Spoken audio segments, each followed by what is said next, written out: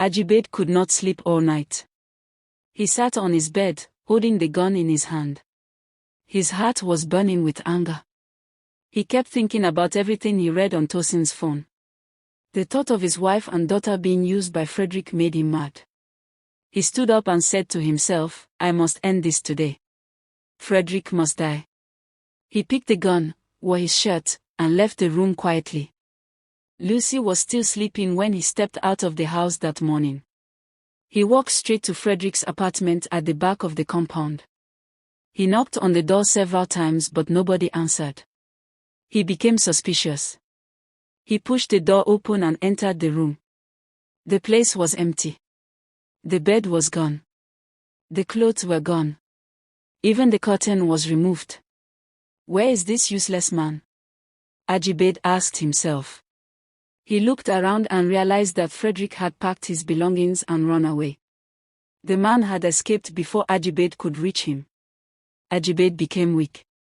He sat on the empty bed frame and dropped the gun beside him. He covered his face with his hands. This man used my wife and daughter, and now he has run away, he said with a shaky voice.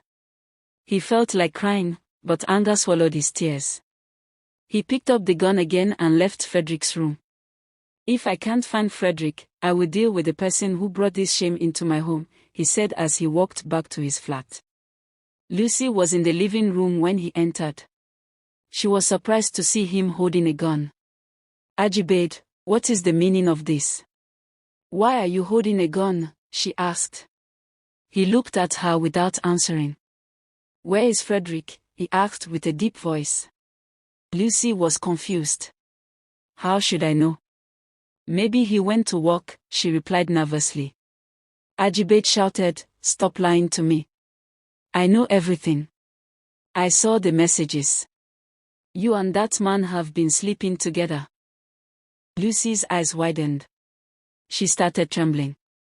Ajibade, it's not what you think, she said with a shaky voice. I can explain. He interrupted her immediately. Explain what? That you opened your body for the same man who destroyed our daughter. That you brought disgrace to this house. He pointed the gun at her chest. She raised her hands. Please, don't do this. I didn't mean to. I was trying to get a job for Tosin. He deceived me, she cried. But Ajibade was not moved by her tears. He screamed louder, you are a liar. You killed our daughter. You destroyed our home. Lucy tried to move closer, but Ajibade warned her to stay where she was. Ajibade, please, let's talk about this like husband and wife, she begged.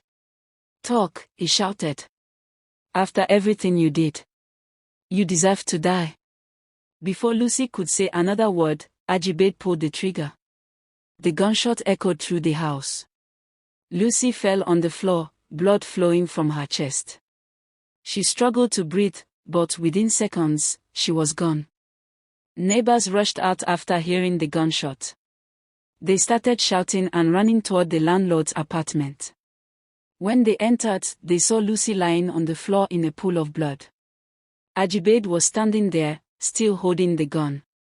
I killed her, he shouted. She betrayed me. She and that Frederick destroyed my family. The neighbors were shocked. Some ran out to call the police.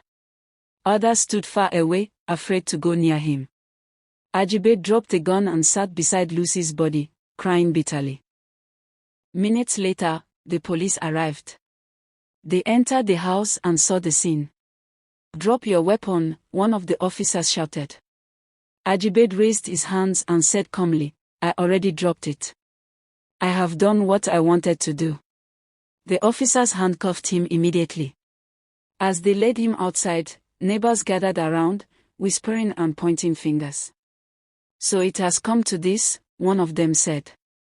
The landlord killed his wife because of that tenant Frederick. Ajibade didn't say a word. He looked empty and lost. Ajibade was taken to the police station that evening. After hours of questioning, he confessed everything. He told them how he discovered that Frederick got both his wife and daughter pregnant. He said he wanted to kill Frederick, but the man ran away. He said anger pushed him to kill his wife. The police wrote everything down. He was later taken to court, and after the trial, he was sentenced to prison for murder. Ajibade went to jail, ending a story filled with deceit, betrayal, and death. The end.